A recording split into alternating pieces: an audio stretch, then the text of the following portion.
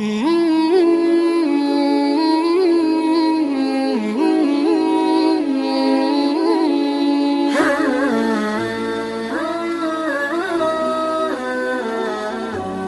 نوجوانانو دپاره یوه مختصر واقعه ذکر کوم، ډېره عبرتي واقعه ده. خپل وروڼو ته مې او خویندو ته مې دا واقعه لږه په توجه واورئ. دا واقعه امام ابن الجوزي رحمه الله د خپل کتاب صفة الصفة کې نقل کړې ده. حیات الصحابه کې امام ګانلوي رحمه الله نقل کړې ده. ډېر عجیب او ناشنا واقعه ده. ابو قدامه المقدسي رحمه الله د دنه یو ځل چاته پوښتنه کوي، یا ابا قدامه یو ناشنا واقعه راته بیان کړه، کوم چې تا لیدلي د نوجوانانو یو کردار راته بیان کړه چې نوجوانانو په اسلام کې څنګه کردار پیش کړی. هغه ورته ویل ټیک ده، کښېنه او د ځان سره واقعه ورته شروع کړه. وایي موږ په رقه مقام کې وو، هغه ځګن کې موږ یو ځل د جهاد لپاره مجاهدین تیار کړه، بیا د رومیانو عیسایانو سره جهاد ته تلو. موږ یوې علاقې ته رالو، رقه علاقه وه، په هغې کې دعوت وکړو، مجاهدینو دپاره م چنده وکړه. د چندې نه پس منګه وای ماښام ټیم کې خپلې خیمې له رالو، په خیمه کې کېناستو. چې کله کېناستو ماښام ټیم دی، روټۍ موټۍ یې وخوړه. د هغې نه پس زه په خپله خیمه کې ناست یم، نو په دې ټیم کې دا دروازه ووهلې شوه. کله چې ما په دروازه کې سر راښکاره کړو چې ومې کتل، فاذا انا بامرأة متحسنة عفیفة تلبعت بالجلباب لا یرا منها شیء. یوه زنانه ده بالکل پاک دامنه، بدن یې ټول په پرده کې پټ کړی دی، د بدن یو ځای نه ښکاره کېږي. وایي ما چې کله هغې ته وکتل نو راته ویل چې السلام علیک یا ابا قدامه، ای ابو قدامه په تا دې سلامي. او راته ویل انت ابو قدامه، ته ابو قدامه. وایي ما ورته ویل چې او زه ابو قدامه یم. وایي راته ویل چې ابا قدامه انك دعوتنا اليوم الى الجهاد، ای ابو قدامه تا نن جهاد طرف ته دعوت ورکو. وانا امرأة لا استطيع الجهاد ولا قدرة لي عليه. زه یوه زنانه یم، زه د جهاد طاقت هم نه لرم، زما وس هم په دې خبره نشته چې زه جهاد وکړم. لیکن تا نن دعوت راکړی دی چې زه کله کور ته لاړم، غربت مې دومره دی، څه شی راسره نشته. فنظرت الى جسدي فوجدت احسن ما فی فقطعتهما. ما چې کله خپل بدن ته وکتل، په کور کې خو پیسې سامان څه شی نشته، لیکن په بدن کې چې کوم ښه شی و فقطعتهما، هغه مې پرېږدلو. وهما زفیرتیه، چې هغه زما د سر کونڅۍ یخته دي. فجعلتهما شکالا، د هغې نه مې یو پړی جوړ کړو. لتربط به فرسک فی سبیل الله، د دې دپاره چې ته په دې یختو باندې د خپل اسب پړی ته جوړ کړو، د اسب په دې خوله کې واګي په تورې واچوې. لعل الله ان یخبر لی بها، کیدای شي الله مې په دې وبخي.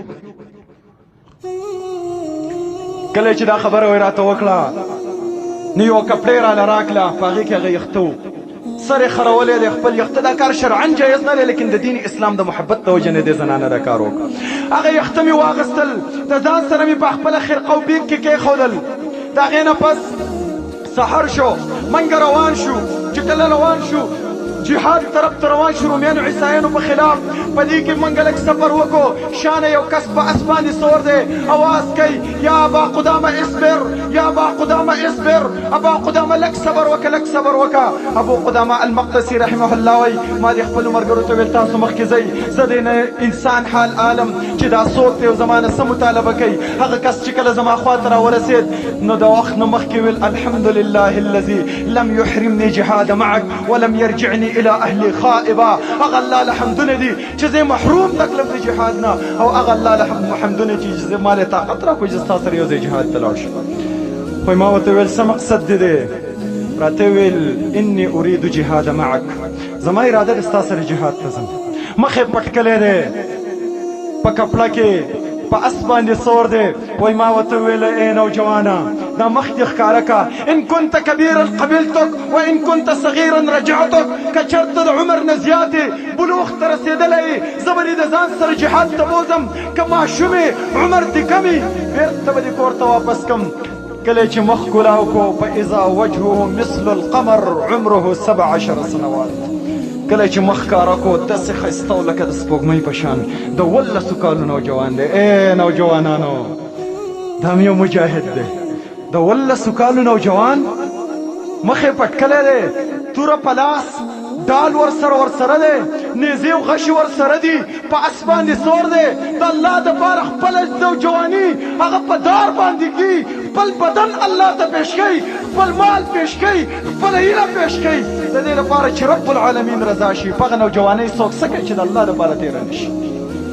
د دې نوجوان دې حالاتو ته چې ما وکتل وایي ما تې تپوس وکړو هلک که والده مور دې شته راته ویل او امي صاحبة الشکال زما مور چې د هغه پړي والا ده وای ما ورته ویل صاحبة الشکال نه څه مراد دی ویل زما هغه مور ده چې بېګا ستا خواله راغلې وه د شپې تا ته خیمۍ ور وهلی و تا له یوه کپړه درکلې وه په هغې کې خپل یخته کټ کلي و تا له یې درکلي و حقه زما مور ده راته ویل ارجع الى امک خپلې مور ته واپس شه فخدمها د هغې خدمت کوه فان الجنة تحت قدمیها جنت ته دغه مور د قدمونو لاندې دی وای راته ویله چې دقه مور ده زما دقه مور زه رالېږلی یم کله چې د کور نه راوتمه نو دې مور راته قسم راکو اقسمت علی الله ترجع الیها ابدا زما دې مور ماله دا قسم راکو چې بچیا ګورې جهاد لا ځې خو چې بېرته ژوندی کور ته رانشي نوجوانانو دا میندې وي زما خویندو واورئ دا میندې وي چې خپل بچي د الله لپاره قربانوي نن خو که چېرته بچی ټریننګ له ځي که نه مور باندې 7.5 زلزله راغلي الله خیر وي بچی لاړ څه به کېږي دا هم میندې وي دا هم یو زوی دی صرف میواته زوی دی ډېر قدردان بچی دی په نوجوانۍ کې د 18 کالو هلک یې له بلوغ ته رسېدلی زما وروڼه وایي ما له دا قسم راکړی ژوندی به بېرته نه راځي او زه چې کله راتلم نو دغې مور څه چل وکړو دغې مور زما خواله راله د دروازې پورې زما سره راله ثم ضمتني الى صدرها ثم رفعت بصرها الى السماء ما له غاړۍ راکړه د خپلې سینې سره یو ځای کړم بیا اسمان ته وکتل الله ته وویل اللهم هذا ولدي وريحانة قلبي وثمرة فؤادي سلمته اليك فقربه الى ابيه واخواله في الجنة الله دا زما بچی دی زما د زړه کشمالی دی زما د زړه ټوټه ده الله تا ته مې وسپارو خپل پلار او ماماګانو ته په جنت الفردوس کې ورنږدې کړه پلار یې مخکې شهید شوی دی او ماماګان یې شهیدان شوي ما چې وایي دې هلک ته وکتل د ده دا خیال راغی چې دا ابو قدامه بیرته ما واپس کوي وایي ما ته وویلو چې ابو قدامه ګورې د عمر د کموالي د وجې نه مې سپک مه ګڼه ولې انا الشهید وابن الشهيد حافظا للقرآن عالما بالفروسية بالله مې د قسمي زه شهید یم زما پوره 100% یقین دی چې زه شهید کېږم زما پلار هم شهید شوی دی قرآن راته مکمل په یاد دی او ټریننګونه مې کړي دي د جهاد په امورو ډېر ښه پوهېږم زما وروڼو نن سبا نوجوان 18 کالو الا ماشاءالله ډېر کم کسان به چې پټۍ سپارې لویلي په دې وخت کې دا قرآن حافظ دی ما او تا خو د کلاشنکوف NSP نشو کولی کلاشنکوف چل راته نه دی دام راته نه دی چې دا کلاشنکوف کم قسم دی او د دې قاتل رنج څومره دی زخمی څومره دی او آخري ټارګټ یې څومره دی او پر سیکنډ په بیرل کې دا څومره رفتار کوي موږ د دې هم نه یو خبر او دې 18 کالو نوجوان ته ګوره جنګېدلی مجاهد وایي د عمر د کموالي د وجې نه زه شهید یم زما پلار هم شهید شوی قرآن راته مکمل یاد دی نوجوانان دې ته وایي زما وروڼو او په جهاد باندې ډېر ښه پوهېږم وایي ما ورته ویلې چې بس ټیک ده راځه راسره د ځان سره مو روان کو دا هلک چې کانه انشطنا په من کې ډېر خوش طبیعته و کانه لا یقطر لسانه عن ذکر الله ژبه د الله د ذکر نه نه خالي کېده هر وخت الله په ذکر کې مبتلا و زموږ نوجوانان خو هر وخت کنځلي خور او مور د خلکو یادوي او دا نوجوان د الله په ذکر باندې هر وخت مبتلا دی وایي موږ لږ سفر وکړو په دې کې بعضې ملګري روژه وي موږ یو ځان لسی کې مازدیګر ټیم کې کېناستو دې هلک ویل انا اليوم خادمکم زه به نن ستاسو خدمت کوم ابو قدامه المقدسي وایي ما دې هلک ته وویلو چې نه ته ماشومې غاړې ته کښېنه موږ به په خپله پخلی وکړو وایي نه ما دا قسم کړی چې زه به ستاسو خدمت کوم وایي موږ ورته وویل ټیک ده سامان هم ورکړو لرګي مرګي هم ورکړو چې ته غاړې ته پخلی وکړو جماعت یې ملګرو له تیار کړه دا هلک وایي لاړ غاړې ته کېناستو موږ خپل منزل په یو ځای کې کوچ او سامان هملته کېښودو د هغې نه پس د ماښام اذانونو ټیم شو ابو قدامه وایي په ما پسې دا ملګري رال راته یې ویل چې دغه هلک خو هېڅ پته نه لګي ماښام اذان ته 15 منټه ټیم تقریبا پاتې دی د اوسه پورې دغه نوجوان پته ونه لګېده ابو قدامه وایي ما ورته وویل صبر وکړئ زه ورځم د دې هلک تحقیق کوم چې هلک دا روټۍ ولې ناوخته کړه ابو قدامه رحم الله فرمایي کله چې زه ورغلم د دغه هلک حال مې واغسته نو ډېر انتهایي ستړی شوی دی اور یې بل کړی دی لیکن کاڼي ته سر ایښودی د ډېر ستړیوالي د وجې نه ستولی شوی دی زه وایي لاړم په خپله پخلي ته کېناستم پخلی مې م کو هلک ته مې م کتل هلک ته چې مې کتل فاذا هو يتبسم ثم ضحك ثم اشتد ضحكه ثم استيقظ داسې ناشنا انسان اوله کې په دې خوب کې لږ مسکی شو بیا یې لږ وخندل، بیا یې په بلق بلق وخندل، بیا یې سترایښ شو. ما د ده دا ټول منظر ولید. زه خو ناست یم پخلی کوم. کله چې ویې کتل چې زه پخلي ته ناست وم ډېر خجالته شو او ما ته وویل یا با قدامه لعلي ابطأت علیکم. ای ابو قدامه کیدای شي ما په دې روټۍ کې لږ تاخیر کلی. وایي ما ورته ویل نه خیر دی پروا نشته، ته خپل خوب وکړه زه به پخلی وکړم. ویل چې نه زه به خامخا پخلی کوم. وایي ما ورته ویل چې پخلی ده ته په یو شرط پرېږدم. وای راته ویل چې څه شرط دی؟ وای ما ورته ویل دا راته ووایه زه چې کله دې پخلي ته کېناستم تا ته مې کتل، اول مسکۍ شوې، بیا په خندا شوې، بیا دې په بلق بلق وخندل، بیا رایښ شوې. دا کم خوب تا لیده؟ دا کم منظر و؟ دا کم حالات و چې په دې کې تا وخندل؟ راته ویل ای ابو قدامه دعني هذا سر بيني وبين ربي. ای ابو قدامه په دې خبرو کې ګوتې مه وهه، دا زما او د رب العالمین په منځ کې یو پټ راز دی. وای ما ورته ویلې چې بالکل دې نه پرېږدم، خامخا راته وایې دا خو ودې ول خندل ولې او دا مسکۍ ولې شوې؟ وای بالکل چې مې معاف نه کړو نو راته وویل چې زه کله وده شوم په دې خوب کې زما وروڼو د نوجوانانو دا خوبونه یې ښه په دې خوب کې دخلت الجنه، جنت ته لاړم. نوجوانان جنت ته ځي، ما ورته یو زمري را پره کړي او یو چېرته کشتیانې کوو د خلکو سره او یا چېرته عشق معشوقیم را پره کړي په خوبونو کې. دا زمونږ د خوبونو. او یا یې دا بعضې نوجوانان پکې ودی او په خوب کې وایي چکه کرکټ کوي په خوبونو کې، او یو پکې بل کس لنته ورکړي او کټ یې ښکته ګزارلی او کبډي کوله. دا حالت دی زمونږ د نوجوانانو د خوبونو. دا نوجوان دی خوب ویني په دې خوب کې دخلت الجنه، جنت ته لاړم. چې جنت ته ننوتم فاذا غرفاتها من زبرجد، هغې پاس بالاخانې د زبرجدو دي، لبنة من ذهب ولبنة من فضه، یوه خښته د سرو ده بله خښته د سپینو ده، وعليها سطور مرخات. په دې جنت باندې ښایسته ښایسته پردې راځوړندې دي، د دې پردو خواته جنکۍ ناستې دي، د یوه جنۍ دی بلې ته وایي هذا زوج مرضیه، دا د مرضیې خاوند دی. زه وایي نږدې ورغلم د دې یوې جنۍ نه مې تپوس وکړو انت مرضیه، ته مرضیې؟ هغې راته وویل لا انا خادمة المرضیه، زه د مرضیې خادم یم. اتحب ان تراها، ستا دا خوښه ده چې ته مرضیه وینې؟ وایي ما ورته وویل بالکل زما دا خوښه ده چې وینم یې. وایي راته وویل تعال معیا، د الله بنده زما سره روان شه. زه ورسره روان وم، په دې ټیم کې بره یوې کمرې ته وخېجولم چې هغه دروازه کې زه کله ورښکاره شوم نو فاذا فيها سریر، په دې کمره کې یو کټ پروت دی، په دې جنت کې یو کټ پروت دی. او عليها امرأة حسينة جميلة وضيئة، یوه ښایسته مزیداره ښکلې جنۍ په دې کټ باندې راپاسه ناسته ده، دا د جنت حورې دي، دا پې ناسته ده. نو راته وویل مرحبا بولي الله، ای د الله ولي په خیر رالې، انا لک وانت لي، زه ستا یم ته زما دپاره.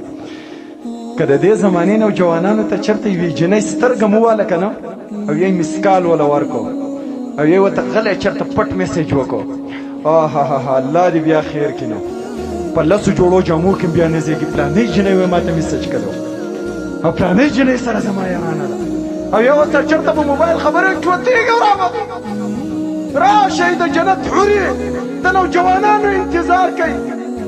ځکه خو نبي صلی الله علیه وسلم فرمایلي لا تؤذي امرأة من الدنيا إلى زوجها، تشتري یوه ښځه چې د دنیا خاوند له تکلیف ورکړي الا قالت من ازواج الحور العين، مگر د جنت هغه غټو سترګو والا حورې د دنیا د ښځې ته وایي قاتلك الله لا تؤذيه فانه معك دخيل وسيفارقك الينا. الله دې تباه کړه، الله دې مړه کړه، دې خاوند له دې ضرر مه ورکوه، دا د یو څو ورځو مېلمه دی ستاسو زما خواله را روان. حدیث ترمذي او ابو داود کې راغلی د جنت حورې دا وایي د دنیا ښځو ته. دا هم یو نوجوان دی، حورې ولې دی ښایسته جنۍ په کټ ناسته ده، وای دومره ښایسته وه لولا ان الله قوة بصري، که الله زما په سترګو کې طاقت نه وی ورتېلی نو زما د هغې د ډېر ښایسته وجې نه به زما د سترګو د رڼا ختمه شوې وه. وایي چې زه کله ورغلم نو فاردتو ما اراده وکړه ان ازع یدي علیها، چې د خپل لاس په هغې باندې کېدم. راته ویل قد بقي لك الآن، اوس به ګوتې نه راوړې. تاسو ډېر تعلیم یافته انګلیش کې ورته ډونټ ټچ می وایي، ډونټ ټچ می، ګوتې به نه راوړې. قد بقي لك الآن، وخت لا پاتې دی. موعدنا غدا بعد الصلاة العصر ان شاء الله تعالی، سبا د مازدیګر مانځه نه پس به زما ستا ملاقات کوي. وایي دا خوب مې ولیدو، ځکه مې وخندل. د هغې نه پس روژه ماتی وشو، ملګرو شپه تېره کړه، سحر کې رومیان عیسایان صفونه برابر کړو، دا نوجوانان دا مجاهدین دوی هم صفونه برابر کړو. په دې ټیم کې دا الک دا د 18 کالو نوجوان دا شاته ولاړ دی، ټول فشق صفوف المسلمین فتقدم بالصف الاول. د مسلمانانو ټول صفونه وشلول، په خپل اس باندې سور دی، توره په لاس، نیزه په لاس، غشې په لاس، ډال ورسره دی، اس لګام یې نیولی دی. د مسلمانانو په اولني صف کې ودرېد. په دې ټیم کې ابو قدامه وایي زه ورغلم، دا هلک مې د لاس نه ونیو، ورته مې ویل چې هلکه خبرة بالجهاد، لکه د جهاد د امورو نه خبرې که نه. فإن فيه رمية بصحم وضربة بالسيف، په دې کې غشې وشتلی کېږي، د تورو ګزارې پکې کېږي، په نیزو وشتل پکې دي. وایي دا خپل لاس یې رانه بېرته راښود او راته ویل اتريد ان اكون من اهل النار، ستا دا اراده ده چې زه جهنمي شم؟ وایي ما ورته ویل مقصد دې څه ده د دې خبرې؟ وایي تا نه دي اورېدلي الله قرآن کې فرمایلي ومن يولهم يومئذ دبره الا متحرفا لقتال او متحيزا الى فئة فقد باء بغضب من الله ومأواه جهنم. په میدان جهاد کې چې کوم سړي دشمن ته شا راوګرځول او وتښتېد، دا د الله په غضب اخته شو، ځای جهنم اما جهنمي ګرځي. لاس یې رانه بېرته راښودو، په اول صف کې ودرېد. ابو قدامه وایي په دې کې جنگ شروع شو، زما او د دې هلک په منځ کې حایل او پرده راغله، پته ونه لګېده چې دا هلک کوم طرف ته لاړ. حتی چې سخت جنگ وشو، ماسپښین پورې الله رب العالمین مسلمانانو له فتح وکړه او رومیان عیسایانو ته شکست میلاو شو. په دې ټایم کې د ماسپښین د مانځه نه پس هر سړی رالګي، په خپلو زخمیانو پسې ګرځي، په خپلو شهداو پسې ګرځي. هر سړی دا کوشش کوي زما پلار خو به نه شهید شوی، زما رور خو به نه شهید شوی، زما تره خو به نه شهید شوی، زما ماما او بچی او وراره او خوری خو به نه شهید شوی. ابو قدامه وایي د دې هلک هېڅوک هم نه و. وایي ما ویل چې زه به د حال عالم په دې کې چې به وکتل د شانه اواز کېدو، په غلې په قلاره اواز باندې اواز کېږي یا عم ابا قدامه تعال الیا، ای ابو قدامه زما تره زما خواله راشه. خلکو ته اواز کو چې ابو قدامه زما خواله راول. ابو قدامه وایي زه رالم چې ومې کتل زمارونه نوجوان دی ته وایي دا نوجوان متلطخ بالدماء، په وینو کې لت پت شوی دی، اسونه پې د پاسه ګرځېدلي دي، په تورو والی شوی دی، په نیزو وشتلی شوی دی، په غش وشتلی شوی دی، بدن یې ټوټې ټوټې دی، پرېوتی دی په ځمکه، د ځنکدن په آخري حالاتو کې دی، د شهادت په آخري سلګو کې دی. په دې ټیم کې وایي زه رالم، د ده دا حالات چې مې وکتل بې اختیاره مې د سترګو نه اوښکې روانې شوې، خپل څادر مې راواغست، د دې هلک د مخ نه مې وینې پاکولې، د بدن دا زخمونه مې وله وچول. راته یې ویله ای ابو قدامه زما په دې نه منو، په څادر باندې زما دا وینې پاکې که. وایي راته یې ویله ابو قدامه یو دوه نصیحته درته کوم وصیته. اولنی وصیت مې دا دی چې زما د مور دا غټ ارمان و چې ته بېرته ماله ژوندی نه راځې، ځکه اقسمت علی الله ترجع الیها ابدا دی ورته ویلي و بېرته به ژوندی نه راځي. زما مور له به لاړ شي او زما نه به دا ټوټې کمیس وباسې او زما مور ته به یې وښې چې ستا د زوی ارمان ستا ارمان ستا د بچي شهادت و رب العالمین ستا ارمان پوره کړه، زیری به ولویست. او دویم نصیحت مې درته وصیت مې درته دا دی چې ان لی اختا صغیره، زما یوه وړه خور ده او دومره وړه خور مې ده، دومره په ما باندې ګرانه ده، دومره انتهایی زما یو بلبله ده، وړه شر خور مې ده. ایله خبرې ماتې کړي دي، زما سره ډېر مینه محبت دی. او داسې خور مې وه کلما خرجت من عندها بکت وحزنت، کله به چې زه د هغې د خوا نه بار ته راوتم په ژړا به شو، غمجنه به شوه. وکلما دخلت علیها فرحت واستبشرت، کله به چې زه خواله ورغلم په خندا به شو، خوشحاله به شوه. او کله چې زه جهاد ته راتلم او زما سره زما د خور اس ولیدو، تورې ورسره راسره ولیدې، نیزه او غش او ډال یې راسره ولیدو، پته ورته ولګېده چې زما ورور جهاد له ځي، د دروازې پورې زما سره راله او راته ویل یا اخي لا تبطئ علینا وعجل رجوع الینا، ای وروره جهاد له ځي خو ګورې چې ایثار نشي په جلتۍ به کور ته راځې. زما هغه خور به زما په انتظار وي، زما خور ته به وایي الله خلیفتي علیک، الله رب العالمین زما نه وروسته ستا خلیفه او نګهبان دی. دا دوه نصیح وصیت یې راته وکړو او دا یې راته ویل چې هغه مرضیه راغلې د سر ته مې ناسته ده، په دې کې هغه نوجوان زمارونه شهید شو.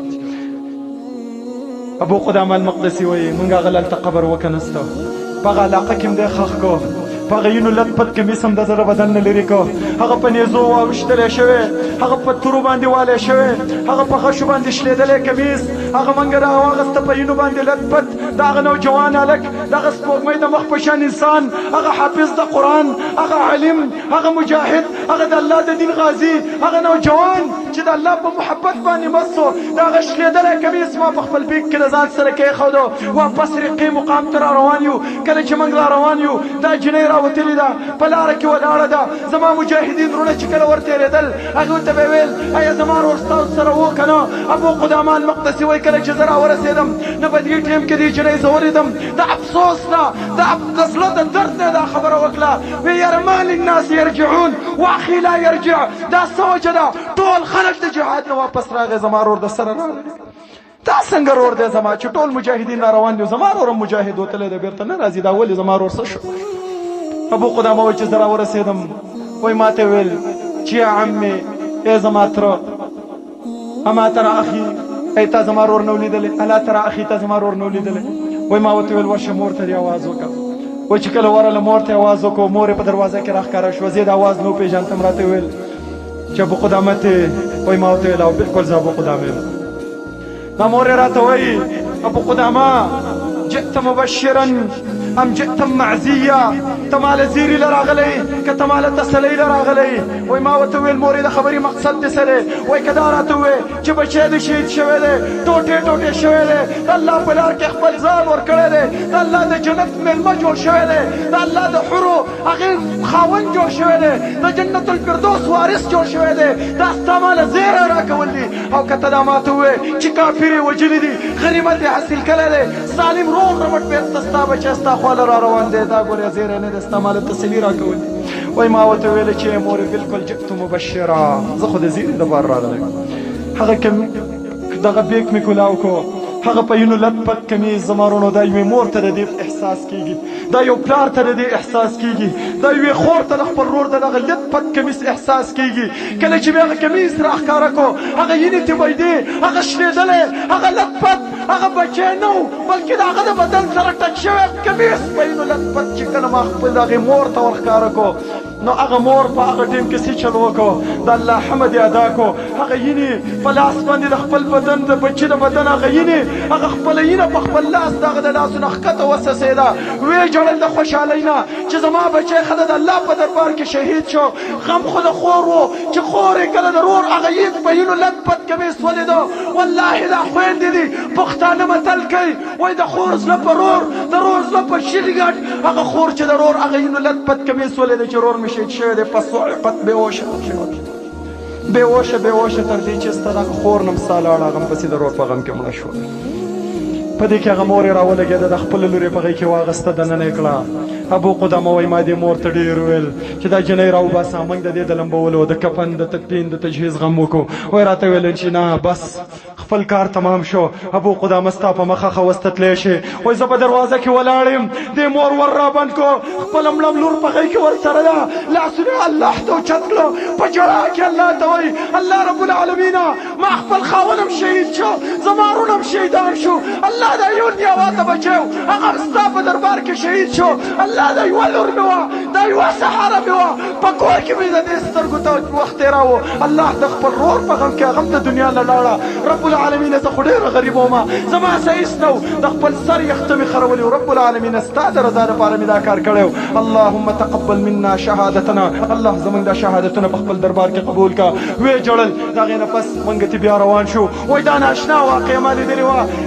نوجوانانو وروڼو خویندو راشئ، د هغه مور کردار زنانو له ادا کول پکار دي، وروڼو له د دغه نوجوان کردار ادا کول پکار دي.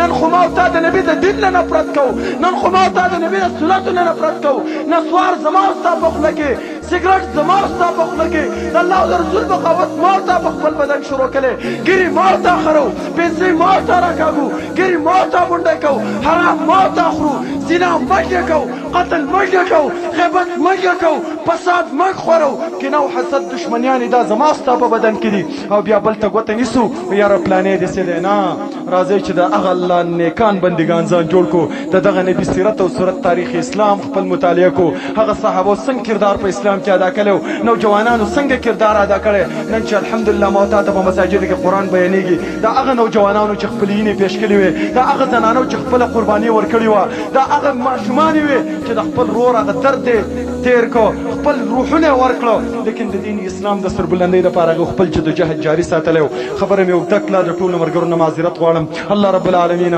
زموږ نوجوانان پر خپل دین باندې روان کړي الله موږ ته هدایت وکړي الله زموږ سپینګري د دین سره مخته کړي الله زموږ خویندې میندې د دې اصلاح وکړي الله رب العالمین څومره زندګي چې په اسلام کلم چې مرګ راځي مرګ د شهادت